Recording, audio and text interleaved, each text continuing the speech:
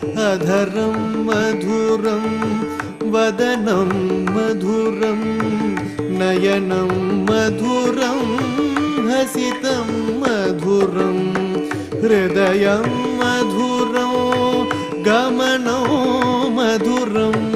मथुराधिपतेरखिलं मधुरं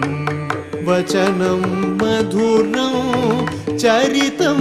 मधुरं वसनं मधुरं